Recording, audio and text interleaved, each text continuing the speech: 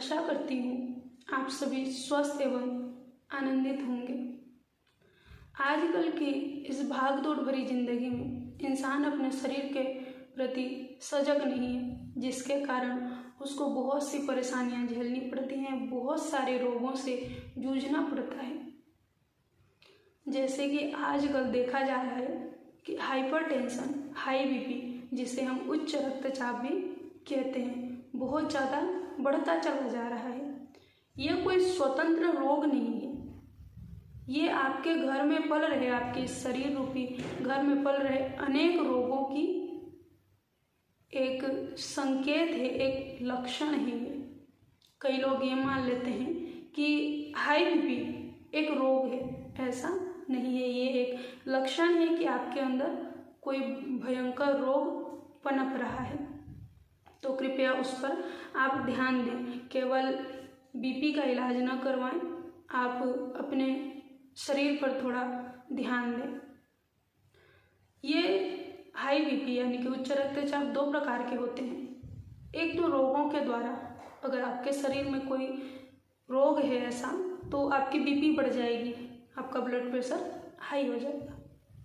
और एक होता है आपके शरीर में कोई रोग नहीं है फिर भी आपको बीपी की शिकायत है, तो ये अनुवंशिक भी यानी कि जेनेटिक भी हो सकता है, यानी कि आपके परिवार में किसी को हुआ हो, जैसे आपके पिताजी को, आपके दादाजी को, या आपकी मम्मी को, आपकी दादी को, तो आपको भी होने की संभावना रहती है। लेकिन ये जरूरी नहीं है कि आपको भी होगा ही। सबसे पहले अगर आपको बीपी की, हाई बीपी की शिकायत होती है तो आप डॉक्टर के पास जाइए और उनसे परामर्श लीजिए, विचार कीजिए कि कहाँ गलती हो रही है। आप अपने गलतियों को सुधारिए, जीवन को संयमित बनाइए।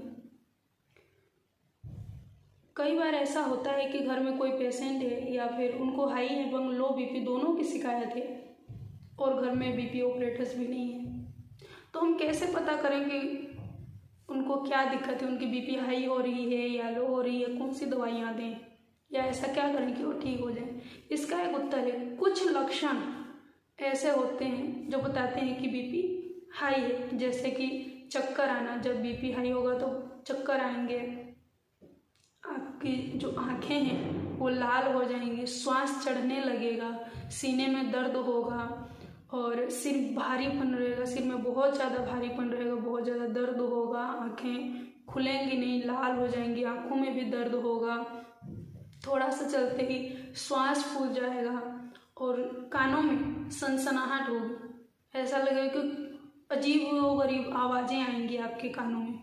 तो इन कुछ लक्षणों को देखकर आप पता लगा सकते हैं कि हाई बीपी है, क्योंकि जब उच्च रक्तचाप होता है तो बहुत ज़्यादा पसीना आने लगता है, सीने में दर्द होने लगेगा।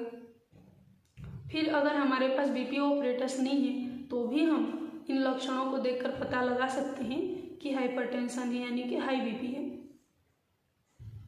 फिर अगर हमें पता लग गया कि इनको हाई बीपी और हमारे पास कुछ ऐसी दवाइयाँ नहीं हैं जिससे कि हम बीपी नॉर्मल कर सकें, तो हमें क्या करना चाहिए। हमारे प्राकृतिक चिकित्सा में इसका एक बहुत ही सरल उपाय है जिसे हर कोई कर सकता है, स्वयं रोगी भी कर सकता है। जैसे कि आप 2 टब लीजिए, छोटा छोटा, ज़्यादा बड़ा नहीं, और उसमें गर्म पानी डालिए, गर्म पानी इतना कि आप उसके अंदर अगर अपने हाथ रखें तो हाथ जले ना, सहने लायक गर्म पानी रखिए और अपने इतने इतने हाथों को और पैरों को दोनों को डुबो के रखिए कम से कम 20 से 25 मिनट तक। जब पानी नॉर्मल हो जाए निकाल लीजिए हाथ एवं पैरों को और अच्छे से पोंछ लीजिए सूखे तौलिए से। उसके बाद थोड़ा सा सरसों तेल लीजिए और सरसों तेल को पूरे हाथों में एवं पैरों के पंजों में आप अच्छे से मलिए। मलने के बाद जो आपका बाएं हाथ है, बाएं हाथ की इस छोटी उंगली का जो ये अग्र भाग है यानी कि इतना, इसको आप प्रेस करिए, इस प्रकार से इसको दबाइए। कम से कम 1 से 1.5 मिनट तक आपको इसे दबाना है।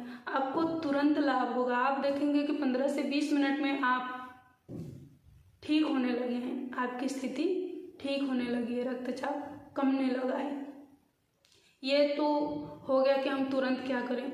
अगर आप चाहते हैं कि आपकी बीपी की दिक्कत बिना दवाइयों के ठीक हो जाए तो कुछ चीज़ें हैं जिनको ध्यान में रखना पड़ेगा।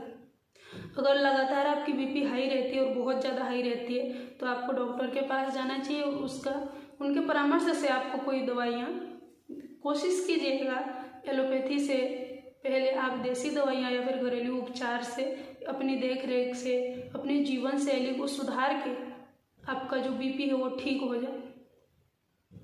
आपको जो विशेष बात जो ध्यान में रखनी है वो आपका भोजन। अपने भोजन को आप बहुत ही ध्यान रखिए। आप कोलेस्ट्रॉल जनित यानी कि घी, रिफाइंड तेल, फास्ट फूड, जंक फूड, नमक, ये सारी चीज़ें नहीं खा सकते।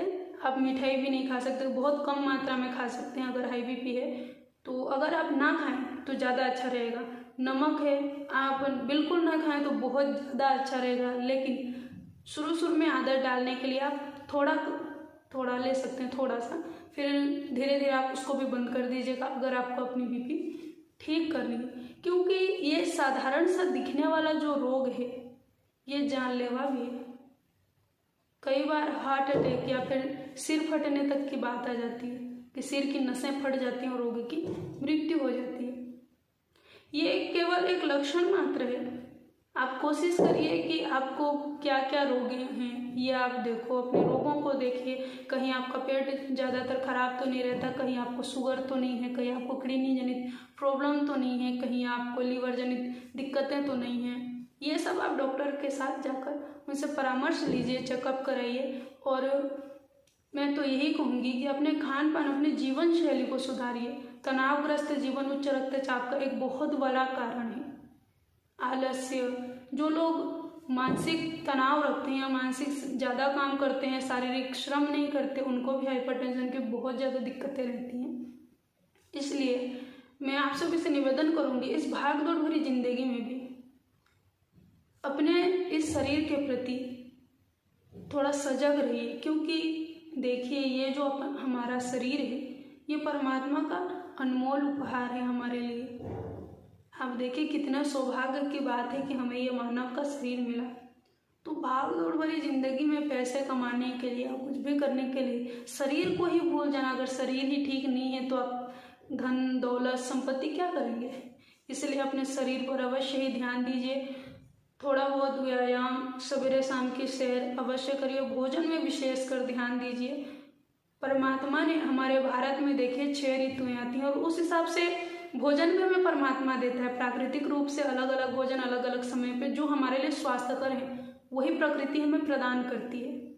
तो आप कोशिश कीजिए कि जिस सीजन में जो फल या जो सब्जियां आ रही हैं उसी को आप ग्रहण करें, उसी को खाएं परहेज के साथ। क्योंकि जो आपके लिए परहेज है वो आप ग्रहण नहीं कर सकते, और जो आपके लिए स्वास्थ्य करे आप वही भोजन लीजिए। जीवन शैली को सुधारिए, मानसिक उत्तेजना कम कीजिए, द्वेष ईर्ष्या कम कीजिए, क्रोध ये भी बहुत बड़ा कारण है हाई बीपी का। आपको लग रहा होगा ईर्ष्या द्वेष से क्या होगा, क्योंकि न दिखने वाला ये जो ईर्ष्या है, ये जो द्वेष है, क्रोध है, ये भी बहुत जल्दी बीपी बढ़ा देता है। और अगर किसी को क्रोध में बीपी बढ़ता है तो फिर तो उसके सिर फटने की बहुत ज़्यादा चांसेस बढ़ जाते हैं। इस हालात में रोगी की मृत्यु भी हो सकती है। इसलिए आप सभी से मैं निवेदन करूंगी, परमात्मा के दिए हुए इस उपहार का सम्मान कीजिए, इसकी देख रेख कीजिए। क्योंकि यह घर मिला है हमें रहने के लिए, तो इसके साथ सफाई के साथ इसको सुंदर से सजा के रखिए ताकि आप रोगी न हो, जीवन स्वस्थ होगा तो आपका जीवन आनंदमय होगा। क्योंकि कहते हैं पहला सुख निरोगी काया, सबसे पहला सुख है हमारा शरीर निरोग हो। आशा करती हूँ आप सभी स्वस्थ एवं आनंदित होंगे।